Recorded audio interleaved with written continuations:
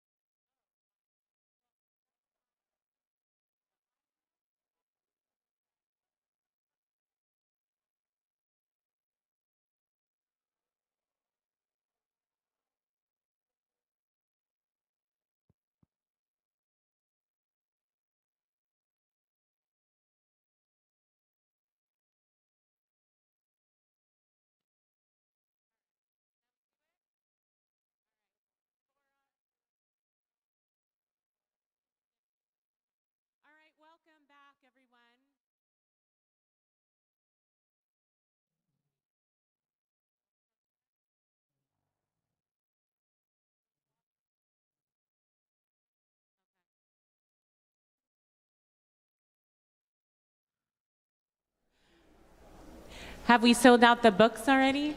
Is that good? I think we have, actually. I'm Rabbi Felicia Saul, and Rabbi Roli Matalon and I are excited to be in this afternoon together. It seemed all the sessions went incredibly powerfully, so thank you to Rabbi Aaron Lieb-Smokler, Rabbi Elena Stein-Haim, and Rabbi Avi Killip. Thank you to all their teachings. I know people were really moved by them. And I have the great privilege of facilitating this panel, which is about really the meaning of sacred text and how Dirshuni and what we imagine could be might fit into that story. All the bios are in the packet, so we're not going to spend time going through them, just to say this is an incredible group of women and leaders and teachers, and I'm honored to be in conversation with you. So in order to get things moving, I wanted to just ask each of you to share about your relationship with Jewish, if you want to think about it, sacred text. And I put that out in a way that's an open way. It could be a biographical, kind of from when you were younger to now. It could also be, should it contain a kind of a break or an aha moment of discovery of where you fit in it or don't fit in it, for that matter. And so we have a sense a little bit about who you are on the panel and your relationship and perspective on Jewish text. So maybe we'll start with Rachel and then move down the line. Hi, I'm grateful to be here. And I wanted to start by just telling you a little bit of my story, my personal story.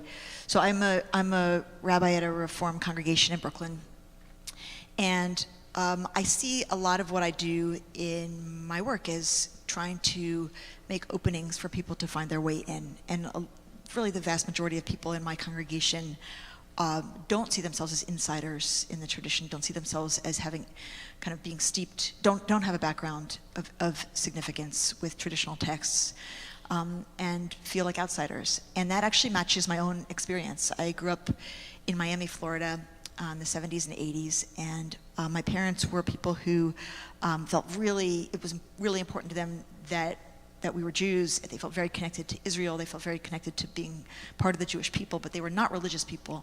And they were not really interested in us becoming religious people. I grew up in a Reform congregation, became bat mitzvah, and found that environment to be lacking in depth and intellectual curiosity. And I remember as I approached my bat mitzvah thinking, I will never be back. Not just in this place, but in any synagogue. That was what I thought. And my journey back really came about through, honestly, if I was going to credit anybody, it would be Thich Nhat Hanh, because I became a meditator and started to listen to Buddhist teachings. I was seeking in my 20s, and suddenly had this kind of opening in meditation of realizing, like, I come from a tradition and I don't know it. What I received as a child wasn't actually substantial enough for me to know whether I should reject it. And so kind of promised myself, I was probably 24, that I would find my way back in some way or another. And I did, and the first opening was through kind of a feeling of spiritual connection, but the next piece was I needed my mind to be engaged. And the Torah that I had access to as a child was not engaging for me, and then as an adult I started to really study, and I think I was reading, I think in one of the introductions to this volume, Tamar talks about Sefer Haggadah, and that was actually one of the first collections that I actually played with as a mid-20 something. And it was just, the world opened. Like I just realized the levels and layers that were there in our history and our tradition and the conversation among our scholars that I just hadn't ever known. It was just invisible to me, like utterly invisible to me. And so as I live my rabbinate, like I really feel like a lot of what I'm trying to do is to surface that for people who may not put the kind of time in that I did in my 20s, but are constantly asking, like, is there something here for me?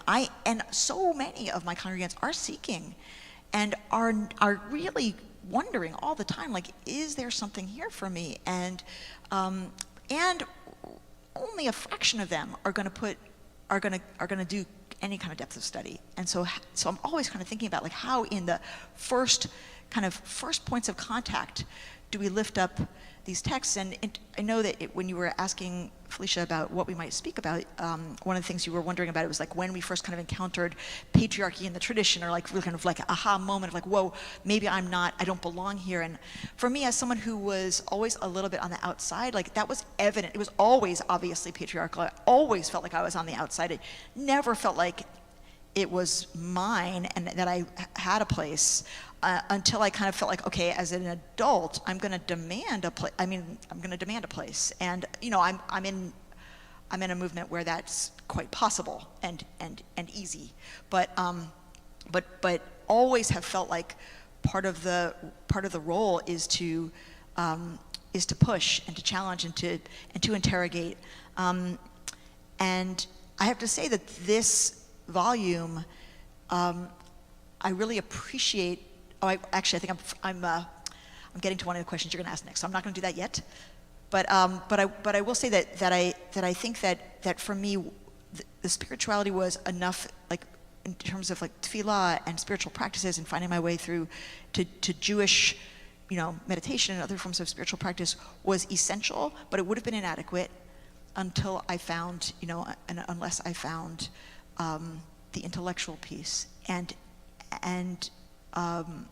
in particular the Midrashic tradition, which allowed the possibility of multiple voices on any particular question, on any particular verse, allowed there to be not just one truth, allowed there to be creativity and even a counter reading to the text, and it was the first signals that I had of like, oh, there will be a way here.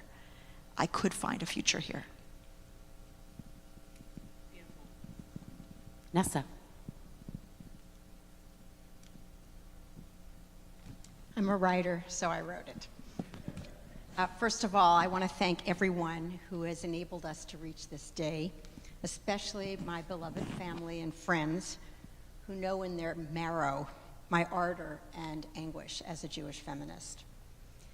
We live in an unredeemed world, so I want to begin with celebration. When I opened Dirshuni, I expected imaginative midrashim that would give back the voices of women muted in our sacred commentary. I was astonished to see what Tamar and her colleagues have wrought. The breadth of scholarship, the mastery of classical form that makes possible these radical midrashim. They are radical, not only in the questions they ask of our sources, the asking of great questions being a very high Jewish value, but in their supple playfulness and their theological daring. I'm a Jewish writer, heir to two very different Jewish stories. They are my wealth, but they also make their claims. My mother's family invented a culture, a dense, joyful Jewishness, whose foundational assumption was that being an observant Jew in what was then anti-Semitic Toronto was a purely light-filled blessing. My father's family was far more inflected by sorrow.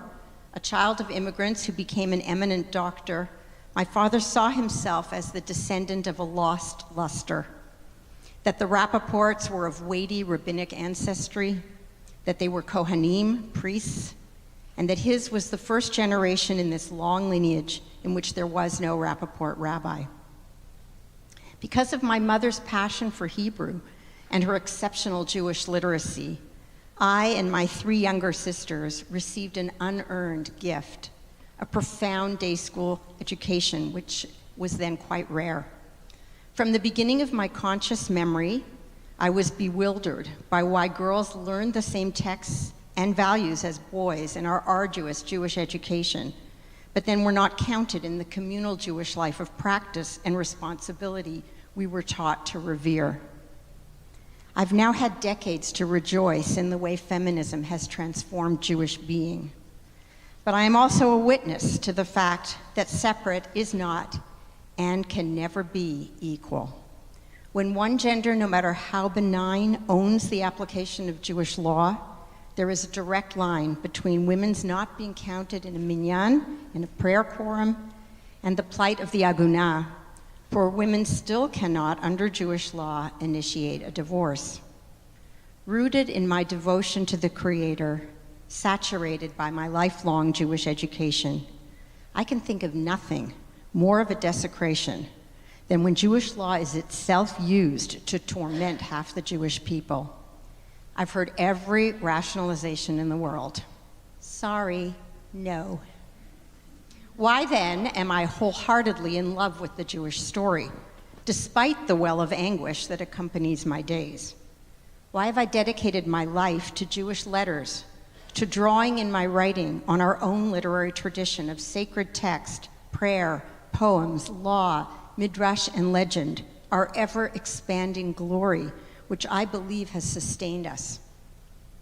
Because you cannot make something new in culture without knowing and only then countering what has come before you. Just what you were talking about. The relationship between culture and the Jewish people is marked by the way we continually give birth to ourselves, reclaiming chosen aspects of the past, inevitably partial, while singing to the Lord a new song. Culture refers to the arts, painting, dance, film, music, and writing, but it refers as well to any creation that arises when a Jew imagines a compelling alternative to what exists. The most generative expressions of Jewish imagination, those that have persisted over hundreds, even thousands of years, were at their birth daring and disturbing, embraced by only a few, and objects of dismay or fear by the rest. Like the two stories I inherited, culture arises from paradox, the sense of being replete, rich with a past we know, merged with a longing for something intangible and beautiful that can never be had in precisely its old form, but must be made new so it can sing to us. We live in the second creation story, dreaming of inhabiting the first. We find ourselves in a world still, where man enters alone, where woman is still a part taken from the whole of him. But all of us can dream of paradise, of a universe where God creates a person first, in the divine image, and only then, and only equally, gives gender, blesses us, and sees that all is very, very good. Thank you. Yasher Koach. Tamara. That's fun to go out. We're all sisters here. I do want to note that I hope that it gives you. Is my mic not on? Better? Okay, thank you. That your, I guess, ancestor, Shabtai Cohen Rappaport, his writings are studied in the Beit Midrash of Maharat and by women all over. So, so that happens. It's a very important figure in the imagination of my family. I'm sure. Okay, so enough inside baseball. But I too want to express my tremendous gratitude to you, to Rabbi Madeline, of course to my dear friend Tamar, and to everyone who's here, as well as to the incredible, incredible midrashis of Dirshuni. I've been thinking a lot about what it means to now have read the book for a second time and to have read it, to read it in English. And how I've changed, how the book has changed in being written in another language. And so I've been playing a lot with that and thinking a lot about that and thinking a lot about conflict, because that's what I do. So just in terms of telling you a little bit about myself, I've been teaching Torah, particularly Talmud and Halakha, for over 30 years. So I am absolutely immersed in our traditional texts, spending a lot of my time learning them in a very traditional kind of way, although there's a big asterisk on that I'll get back to. I did not grow up that way. I actually grew up in a more right-wing community. I did not have the same education as my brothers. So the books of the Gemara, the Talmud, were not open to me.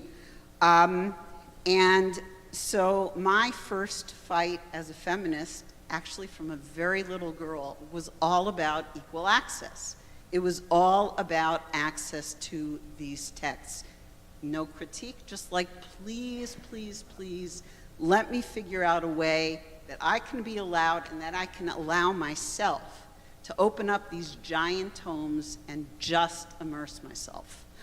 And it took till age 25 till I got there. And my experience of learning rabbinic texts at first was one of absolute unadulterated joy. You know, I have all sorts of memories, visual memories of what it meant to sit in the Beit Midrash of Drisha in front of bookcases full of books where the covers were half torn off and they were written in, and I don't know if anyone's ever sort of seen pictures or been in, you know, homes in Borough Park where the Sfarim shelves have glass in front of them, you know, and that always felt very much to me like, you know, what would it mean? Like, could I go into, you know, my Lubavitch shul and sneak out a Gemara? Well, there were two big problems. One is I had to open the glass doors, and the second one is they're huge. You can't sneak a book that's like almost 3 feet tall. But in Drisha, there are no glass cases. The books were a little bit smaller, and there I was, like just in my happy place for, I don't know, less than a year, okay? And then all of a sudden I discovered, wait a second, I can't just straight up read everything. Like, I either have to like try to retranslate it to put myself in the text, and even more disturbingly, I can't, right? I can't. If a woman is the object being discussed, well, I can't be the man, right, and talk about her, because that's not authentic to me. And if I switch it around, then I've actually switched the tradition around and I'm having it say something that it doesn't actually say. Oh no, right? Like, whoops, a little bit of a cold shower there. And that's been my experience, right? That's really been my experience, is going between those two poles. I love this. I can't believe that I got to spend my life doing this. And oh my gosh, as if I didn't have enough conflict, now I'm in conflict with this. So it's really been a ride, it's really been a journey. And I think the way that I'm thinking about it, or trying to think about it now, is I think about it as a complicated love. Right? Love is complicated. And my love of our tradition, my love of these wonderful, wonderful, incredible books and the incredible creative men who wrote them, is a complicated love affair. And it moves in different directions. So that's kind of where I come from. And I would say that the thing that is very important to me, really at the center, is the question of integrity, right? I want to feel I need to have integrity to myself, and I need to have integrity to the tradition. And even saying those things in the same sentence very often doesn't work. And, you know, it's good that we do this a lot, because that's what I do. That's really what I do.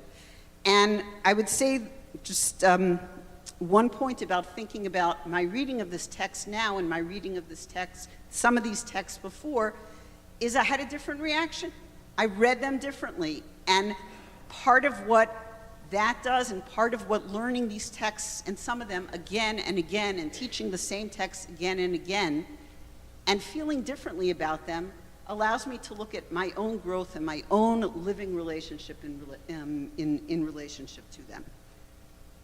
That's where I'll stop for a moment. Great, thank you. So welcome to all those parts of you, and to Dirshuni. I just think I'm kind of marveling at just having a panel to have a conversation about Dirshuni that is also on Sfaria as as a text, that already to be able to have this conversation is a remarkable moment, that it's normative enough that the book is translated, that the book is on Sefaria. I mean, all these things are no small steps forward. I remember actually we had the 25th anniversary of Judith Plaskow's book, Standing Again at Sinai here, I can't remember, it's over a decade ago, and Tamar taught one of her Midrashim there about creation, I believe, or maybe it was the midwives, I forget, and just what's happened even in that amount of time. And one of the things that I think is so interesting, and Tamar pointed it out in the opening, is that it's not like there weren't women's voices happening as commentary before, or, and you spoke about it in terms to Tamar about, there were a lot of stories of women talking about Torah. There are commentaries, there's a women's commentary on Torah. It's not like there are women, there are feminist Jews. Letty Cotton Pogrebin was here this morning and gave a book talk. I mean, it's not like there isn't a Jewish feminist canon. And so what's powerful, interesting, and in some way all the more so challenging about Dirshuni is that it is in the voice of the tradition. That it, I was for a while in Rabbi Avi Killip's teaching, and she basically said, if you put these midrashim next to Chazal's, the traditional rabbinic midrashim, if you didn't know, you wouldn't know that there was a difference. They feel like, if you opened Midrash Rabbah, they feel like that, which is part of the point. So what is the point of that? What do we gain by having women's questions? And they're not exclusively women's questions, because they're not only about women, as came up before. Tamar spoke to that, which is that there are many of the Midrashim that are not speaking only about women, they're really about the Tanakh writ large. And so what do you think is the particular move of Dirshuni by being in this voice, what does it mean in that way? What is its gift? What is its challenge? What is its revolution? Or is it? Or evolution, you could say. You want to speak to that first, Rachel, and then go for it. Sure. I absolutely love that aspect of it. As I was reading it, here's a petichta, here's, al tikra, there's all these forms that we know from traditional midrash that are here, and I found myself doing double takes because I would kind of forget what I was reading.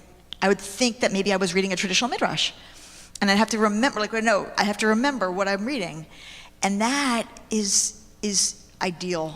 I mean, that's ideal. That so much of the kind of feminist additions that we have, they feel like additions. They feel like we've come along and been like, and also, and don't forget, and add us into. And this feels like it could have been, like I might have just accidentally turned in the wrong page on the wrong book, and it could have been from our tradition, and it delighted me. And I think that as a teaching tool, it's also incredibly valuable, because up until now, I haven't really been able to teach those traditional forms without, from a feminist perspective, and to be able to bring, a feminist perspective that has universal themes, and it's about universal topics, or sometimes about women, but that also is in these forms that you can teach. That's pretty brilliant. I just want to also just say that yesterday I had a sixth grade retreat in my congregation. So I got sixth graders and their parents, and they're all looking at their parshiot. And I went around and asked, what is the most interesting thing that you learned today after they've been sitting and studying their parsha? And first hand up, this boy said, I learned that if a husband was jealous of his wife, he had brought her to the priest, and she had to go through this thing where she had to drink this thing, and it was the sota ritual. And the next several hands that went up were all things that were pretty offensive to them and me and most of us. And I was trying to explain, actually, things I've said before, but we don't just read at the surface, and there's all these layers, and we're gonna dig in together, and we're gonna find ways that we're gonna turn it, and you're gonna see there's something beautiful in there, and that's my job. But so to have these voices, it just felt like an opening, this volume, of like, not having to just say, I promise, but like to be able to teach like texts that feel like our tradition and are opening up possibility of entirely brilliantly creative feminist ways to see that very tradition just feels so powerful.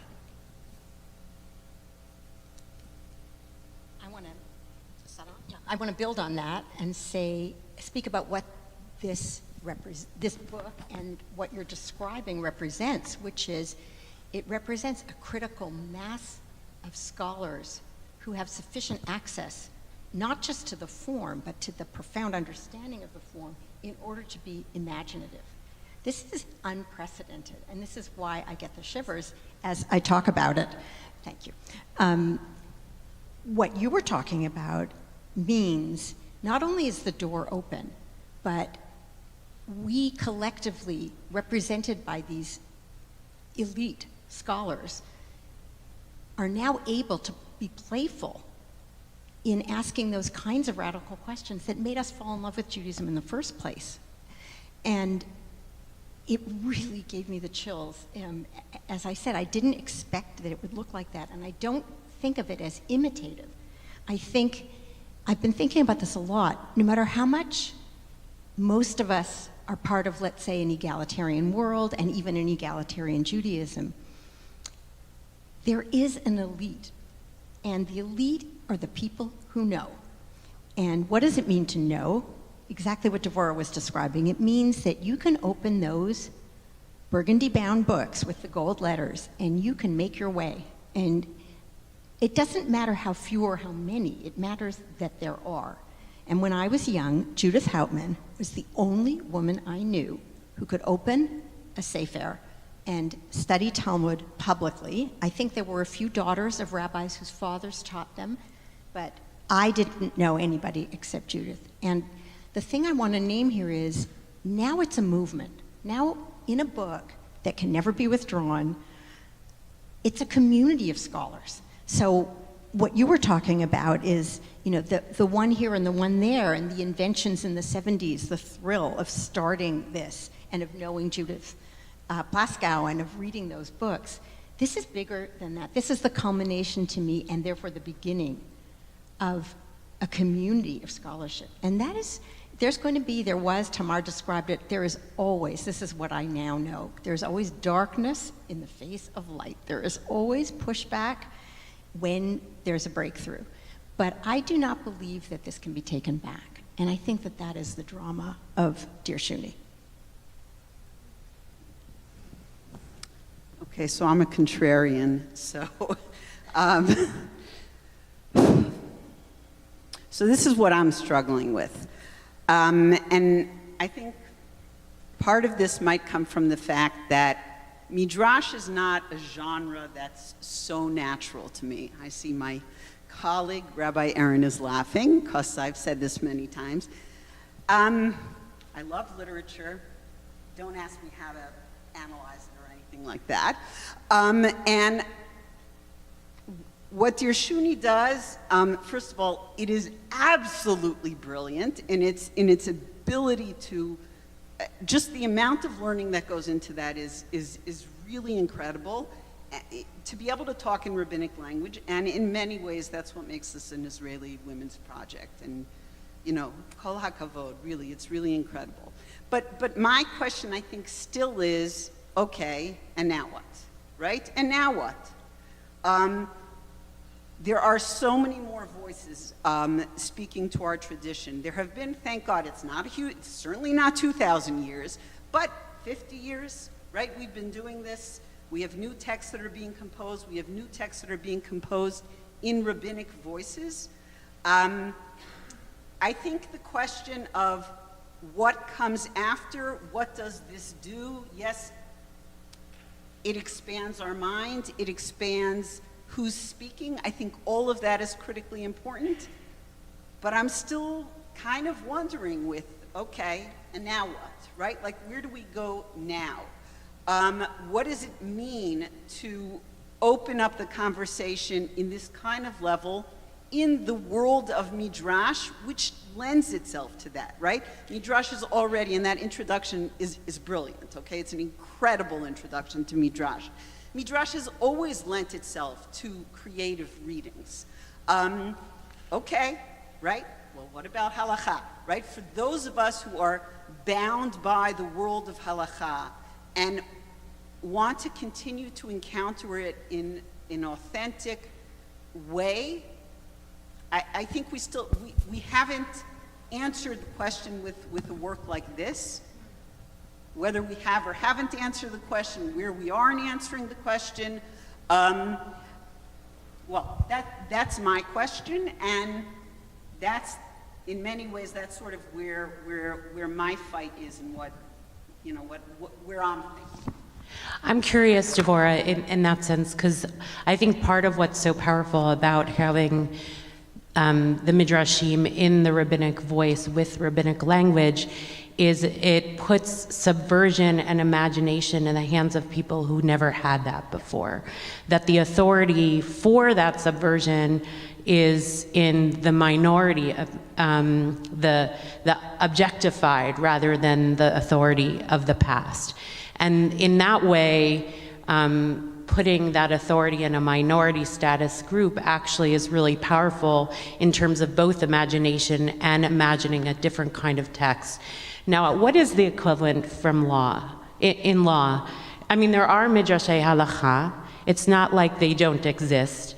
But I'm curious if you would answer your own question. What's the next step? Because it's your world more than it's ours. And in some sense, I think what Tamar's book does and what that collection of scholars does, given the diversity of the women who write the Midrashim, that there are religious and secular, they're not only living in one space in Israel, but the space that has the most power to change its own space is the people who have the most power within it. And in that world, at least your corner of that world, that's you. You don't want it to be me. I'm also kind of We do.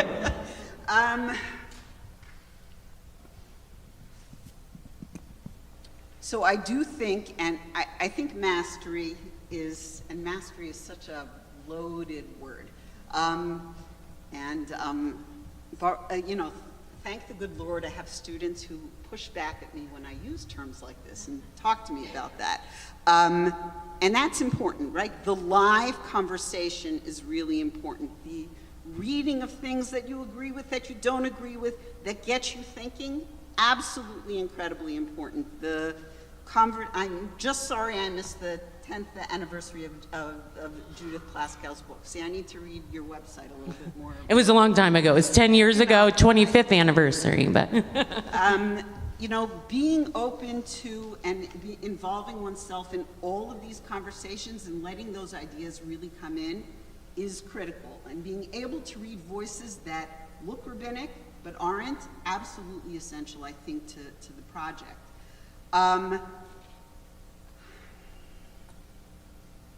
I think the question of, and look, this is something on which people are going to have a whole range of opinions, and I can just represent my own. The question of having more people in the mix, people who were not included in the tradition for a very long time, whose voices were not in the tradition, how that changes it on the ground in terms of practice, in terms of law, that's, I think, the question that we're in the middle of exploring. And I think there will be a range of voices on how much that changes things. Sorry about that. I'm used to thinking I could be heard without a mic, but and we're on a spectrum, and I think our students will be in a different place. I mean, when I listen to my students speaking, they don't say the same things that I do, which freaks me out sometimes, but it's also incredibly important because I think based on what I've done, we can, that new questions and new possibilities and new solutions and new protests and new this I can't stand for and new I'll find my way, all of that happens. So I think it is part of, okay, I'll contradict myself. I think there is an organic whole to all of this, provided that we really remain open and are willing to listen to each other and to respect the places where we're all coming from, and allow us to think and go to the next step. But no, I don't think I'm the answer. I think I'm part of I'm one of the hopefully thousands and tens of thousands and all of us of people pushing, and we'll see where this goes. Goodness. I just want to respond by saying that I'm going to quote a great authority, myself, and say what I have observed over decades of loving all the new things that we have witnessed and participated in, which is that as a community, and you alluded to this, we have been able to fall in love again with Jewish texts and sources where many, many people had no access and actually didn't even know this body of work existed in any way. And that's thrilling. But in our passion for Jewish thought, which we relegated as an organized community and now are in love with, I do feel we have neglected Jewish history. Not what Jews should have done or thought, but what they actually did. So what I would like to say to you is 50 years in our people's history is a blip. Mm-hmm. And if you read, as I do, endlessly early Zionist history, which fascinates me because notwithstanding current events, the project of Zionism is unprecedented and truly interesting. All those pioneers are in total despair all the time.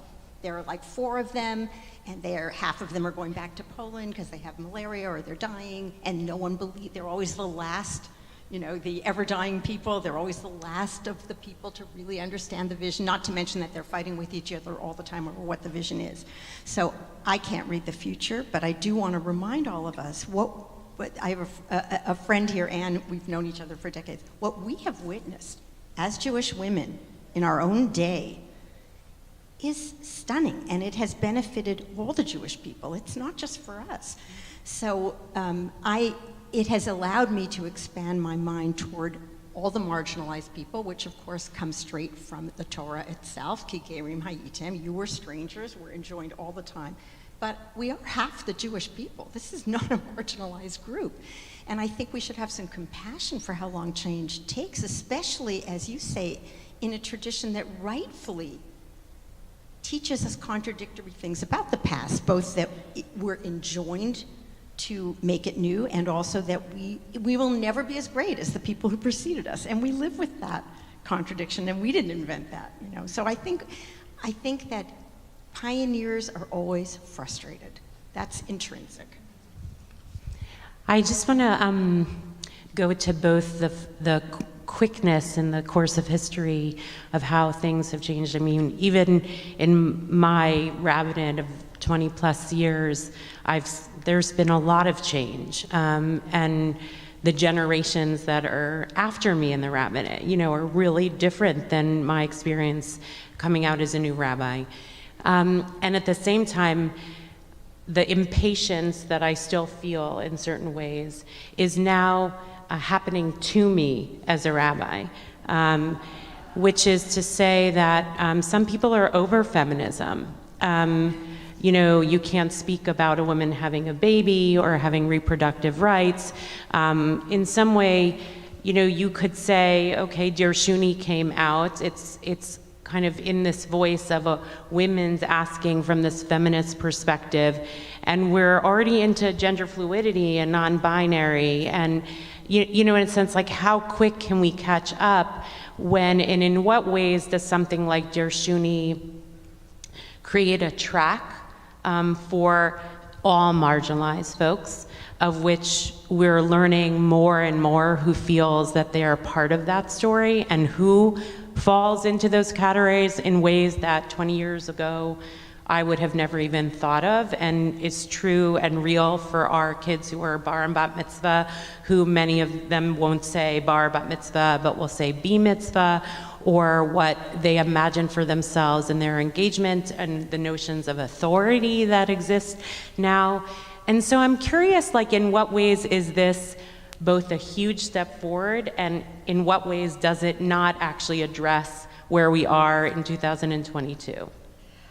I just I so resonate with the question, totally know this question, I mean, this is what you're describing, and also really want to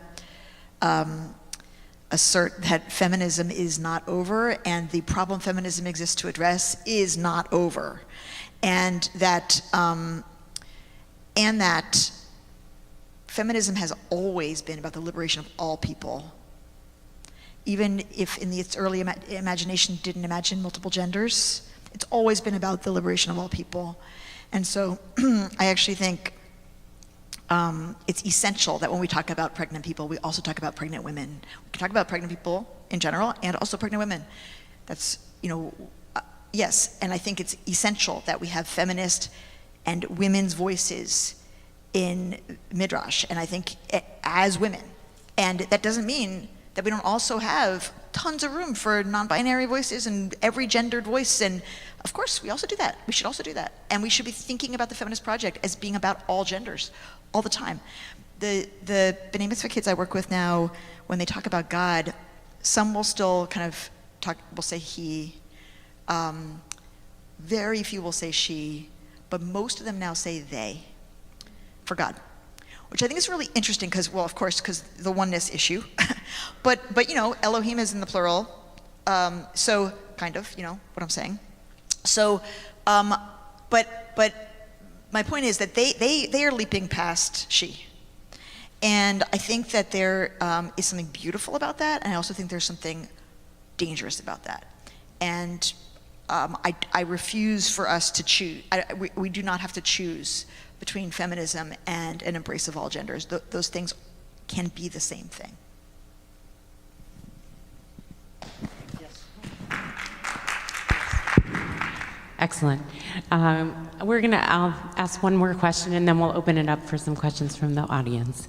I think we're all religious in one form. How we define that would look different.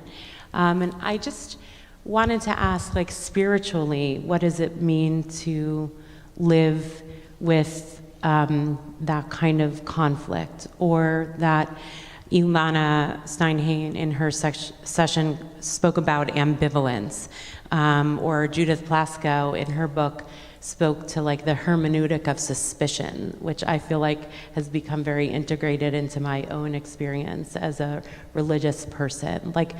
To come to a spirituality that is so bound up and a religious life that is in some way deeply embedded, not just in machlokat l'shem shamayim, conflict for the sake of heaven, but kind of this deep-seated, that was Devorah's way of describing it, or even, I don't know that you said this word particularly, Nessa, but the other side of the love affair, which is betrayal or hatred. Sometimes I feel like I say, I love the tradition and I hate the tradition, even though I love the tradition. And what is that for a spiritual life?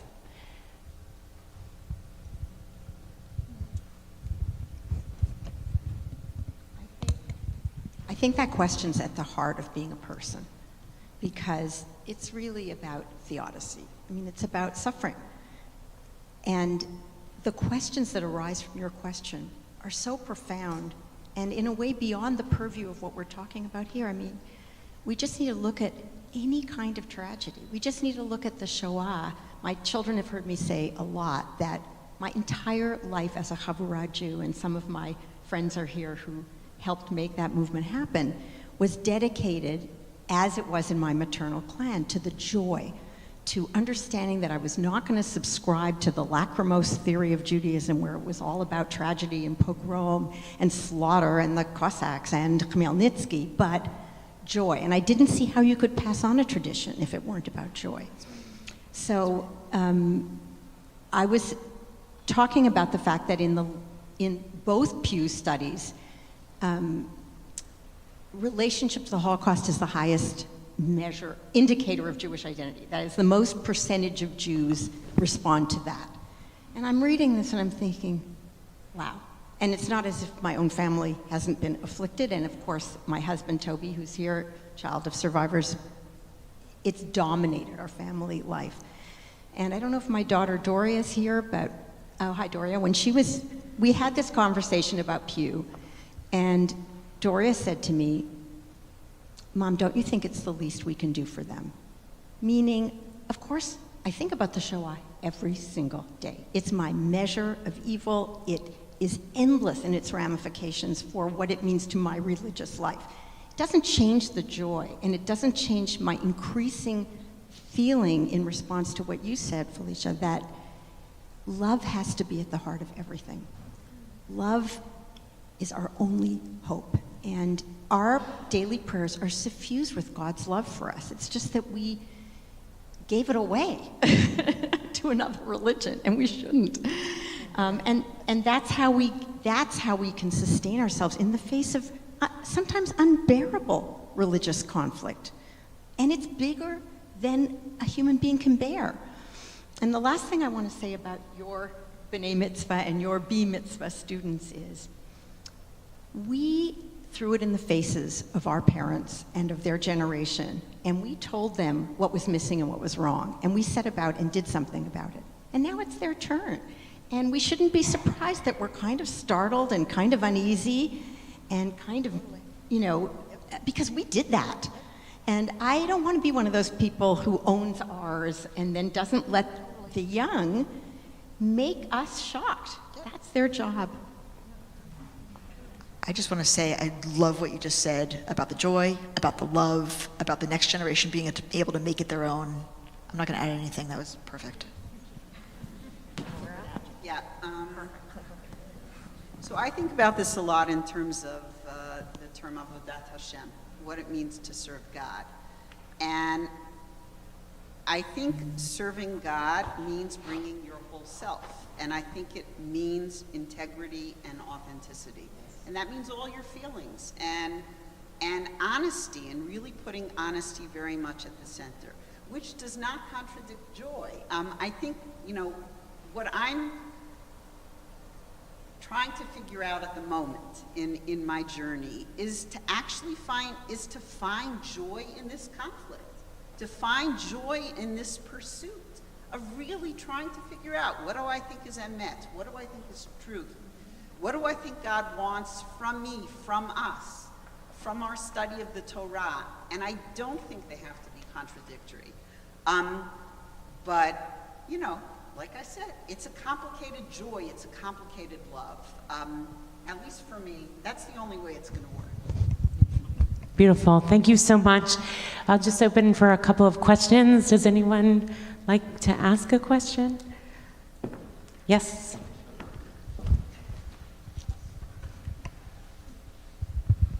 Hello. Oh, okay. Nice. Thank you so much for sharing. Something that I'm curious about is the project of Dirshuni is such a beautiful unfolding of all of these voices. And it seems like there needs to be a hope in some kind of historical progressivism, that we're going the right way, and therefore we should be having all of these voices. I'm curious if you're ever concerned that we'll ever go too far, that we're going to be taking voices that we don't want to be taking, or how are we ever supposed to know that we're right? Or automatically, maybe all the voices is just the right way to do it. I'm curious if you have ever thought about that.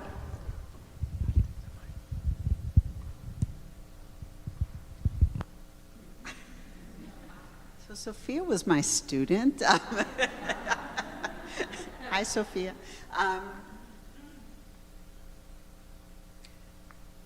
So in certain ways, I think Tamar addressed that when she talked about the reception of the book, right? Including people who said, it's forbidden.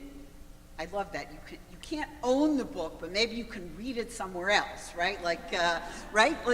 Basically, you can't read the book, right? The book is heresy, right? People are always throwing out heresy. So I'm hesitant about the question of, as much as I have my own strong opinions on who can and who can't, and where's too far and where's not too far, I'm also hesitant about drawing the line for someone else. I think the lines get drawn by themselves for different people. It'll work itself out, and a lot of what we need to do is trust each other, trust our readers, so I would say, someone wants to write a book that goes, that does something else, go ahead, and I will decide for myself, and maybe I'll use my bully pulpit that I have to tell other people what I think, about what I think, where I think the lines are.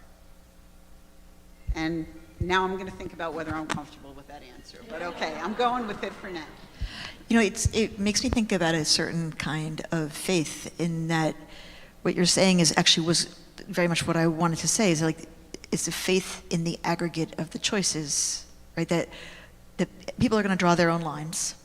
And do we trust that our people in the aggregate are going to draw lines in a way that are going to take us in the right direction? And that trust is a kind of faith. Like, what do we think is operating through that aggregate? Like,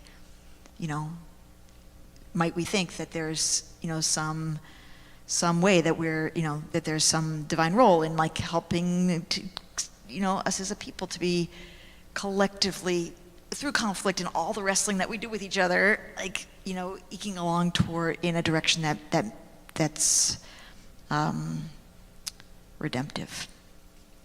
Yes, I think the metaphor that I like to think of now that accommodates some of what I perceive makes me very uneasy is that the Jewish people is an ecology, and we need everyone. We even need probably the people who don't think I'm authentic, because we have to be humble. We don't know the force of history, and I really, really believe that Jewish history demonstrates, sometimes at a cost, that all the false branches fall away. It can take time, it can be painful, but we know there were false messiahs. We've seen the harm they cause. We've seen actually the underground effects of them, which sometimes can be fruitful.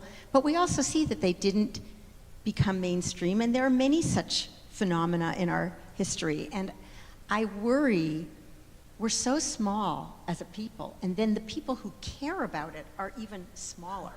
And if we allow these schisms to separate us, it's so easy, and it's so annoying when people don't agree with you, I find. But we have to have the recognition. In a way, it's a religious recognition that really only the Creator knows. And we just have to proceed in our humble, inevitably making mistakes way. In fact, I remember, I've quoted this often, we used to go to Drisha when Drisha had its High Holy Day, Yamim Noraim prayer. And one year, David Silber gave a talk where he pointed out that if it's intrinsic that every year Jews have a season of repentance, it has to be that on some level, Hashem, God, knows that we're going to make mistakes during the year. This came to me as quite a revelation in my perfectionistic fashion, and the recognition that, guess what? It's built in. And it also should allow us to give a little bit of grace toward people who, as long as they're coming from a place of Ahavat Yisrael, which I don't think I'm in a position to judge, but as long as we feel that their love for this people and this history and this preciousness is somewhere, I try to let go. It's not easy. I would also just add one small piece, which is we're a tradition that preserves a minority opinion for a reason. And I think even the course of the 20th century and now the 21st century, that we, even what's being utilized as text is different today than it was, like how Chassidut Neo-Chassidut is so alive now, which when I was growing up, no one talked about Chassidut. And in a sense, like as the expansiveness takes place with, even if something is not mainstream today, is still potentially a minority opinion that will be used later. And we don't really know, and that's, I think, part of the faithfulness too, is like how big and expansive our arms are to hold a body and a canon.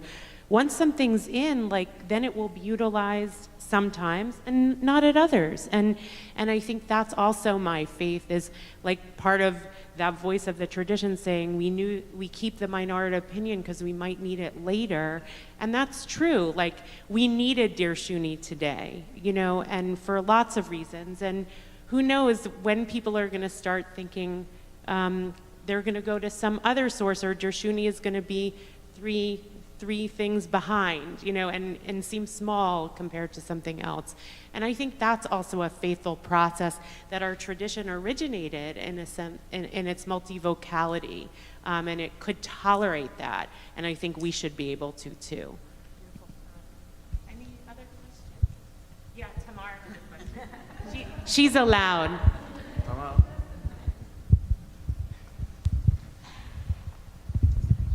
I just want to relate to the question of, what if chas v'chalila, a bad idea will appear in the book, and now Judaism will change and will include chas v'chalila or whatever. So the power to be an editor is too much. It's unbearable. And and I went through a process to learn how not to be the shomer b'petach, the person who, selector, that in the first volume we received one midrash. I did it with Nechama, so it was a friend of hers.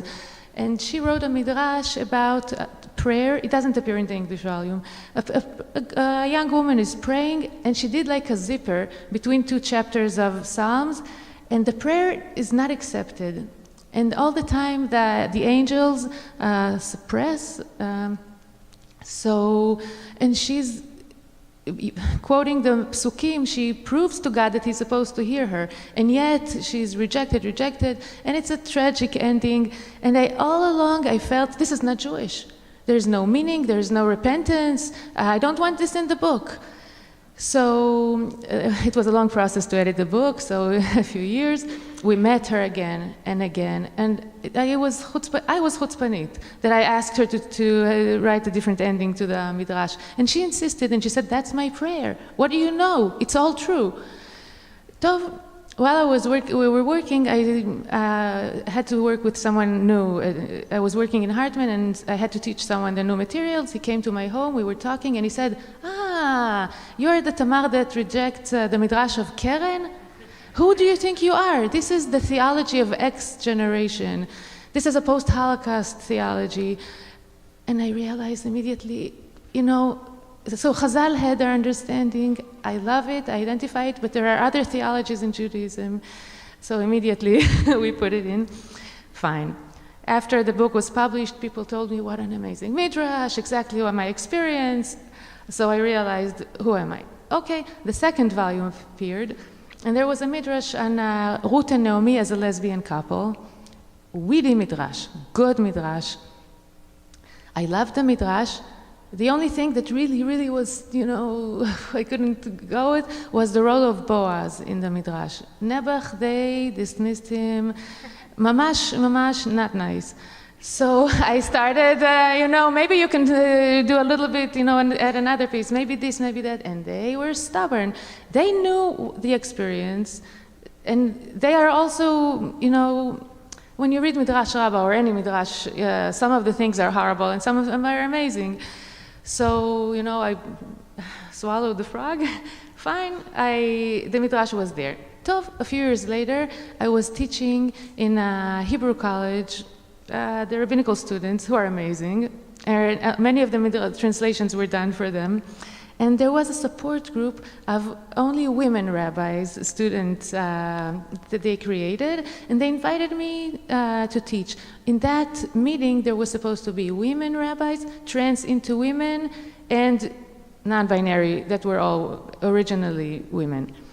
Fine, I brought this midrash, and another midrash on alternative families. I thought, how cool, Tov, we read the midrash. I didn't even do any commentary.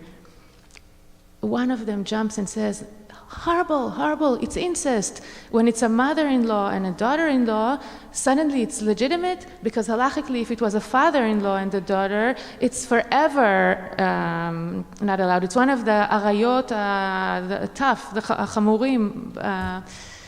So the non-binary said, yeah, I've noticed a long time ago we have to write Kitzur Shulchan Aruch Chadash, no Kitzur, Shulchan Aruch Chadash, with every rulings that has to do with sex, because in the club that I'm going to, we say that you can sleep with an older woman, it's not power relations, da da da da da. So another non-binary said, but in our club we have different sexual norms. B'kitzur, it was, I thought, all the things that I were afraid of, it's like this has exploded to a million fascinating questions. So I learned, to lower the volume of my desire and judgmentalism, and there is room for other people.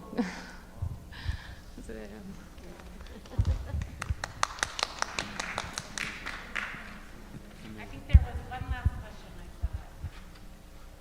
Anybody?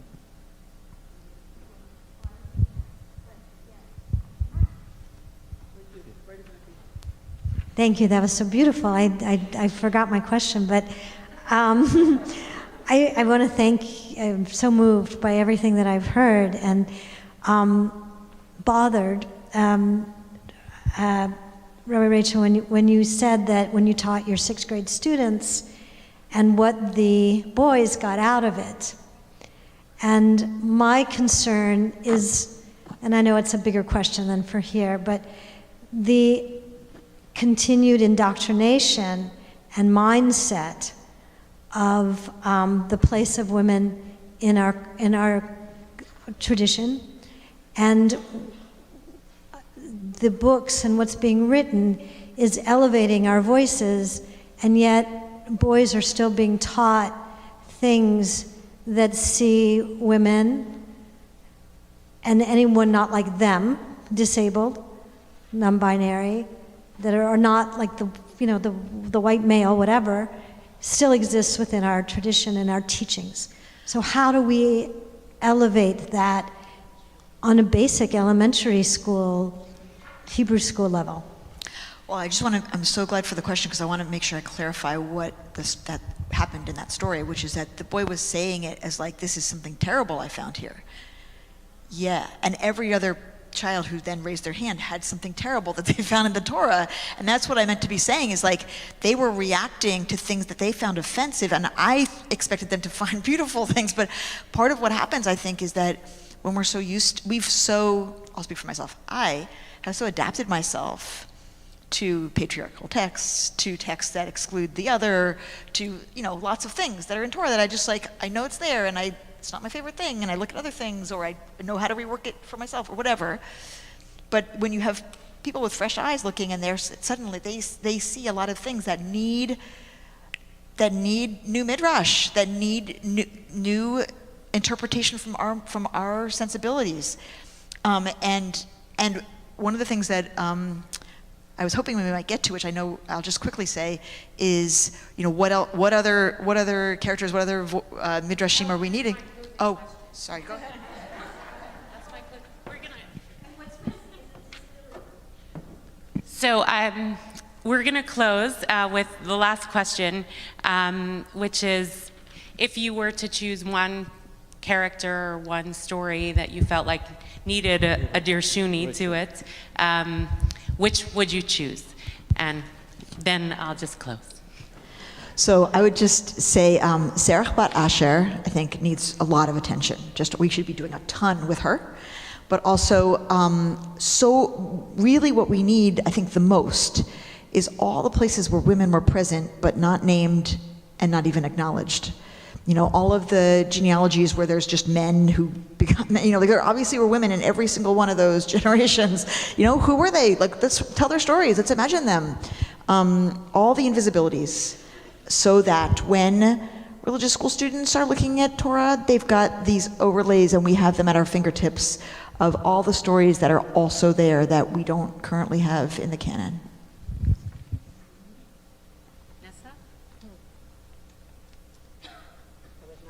That question. Should have been. I think I would say, in response to your stories, that I wouldn't want to lose, the daughter of Yiftach, of course, I'll say that, but there are ways of reading that are not only eliding over these really excruciating stories. They're also, if you've ever had a friend, and we have had one friend, a Christian who's evangelical and reads the Bible very literally, And we've all been subject to the zealous, harsh Old Testament God portrait. One of the reasons I find it so shocking when these texts are quoted back to me is they're right in front of my eyes, but my way of reading that I've been taught has not only been fake, it's been how we read these texts, how unliteral they are, how we can get rid of certain punishments, whether it's prosbol or ben sorer or mored. You know, we have reading techniques that make it really startling to look at it in that way. So I think opening up to our students the candor of, yes, these stories are right there, but how do we read? Exactly. That's what I meant to be saying in that first time I told the story, exactly that, yes. I can never get enough of Sarah. I feel like I have wrestled with Sarah for so long. We can just keep on doing Sarah. And I also think Yitzchak needs a lot more attention. He's such an absent figure in so many ways, and he needs a serious story. So that's beautiful. Thank you, Yitzchak. So first I want to thank Rachel and Nessa and Devorah for the panel and all the teachers of today. And this afternoon I did just a search of Dirshuni on Svaria, just to see what would pop up besides, of course, citations of the tradition, the Midrashim that are on the site, but actually something from the Kutei Moharan popped up. And it was actually the only non-Dirshuni text that showed up besides, and it quotes this pasuk, which I'm sure obviously is how you named the book, Dirshuni v'chiyu, seek me and live. And then it says, then they quote Kohelet, Ki hachachma tichyeh et ba'aleha. For wisdom gives life to the one who possesses it. And I think we want to all thank Tamar and all the women who wrote Midrashim.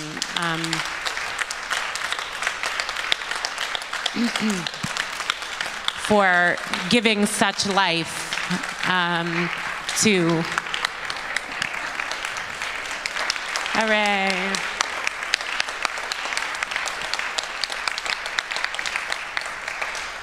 I think there are so many people who haven't actually felt life from the tradition, and that you've been able to give such life not only to women and all people who are reading your Midrashim, but actually give new life to the tradition, which is part of the faith that we have of how things will move forward. So we are so happy and privileged to have had this afternoon. I know in some ways it's its own birth of a baby that you've had, and we're really feel blessed here at BJ to host this afternoon that really, I just want to say, Roli and I helped put it together, but really it was Tamar's imagination, and she invited the teachers, and so we've just been kind of on her coattails, being able to be a part of it. So thank you for being here, thank you for your teaching, and thank you for all the life-giving qualities of your Midrashim. Have a good evening, everyone.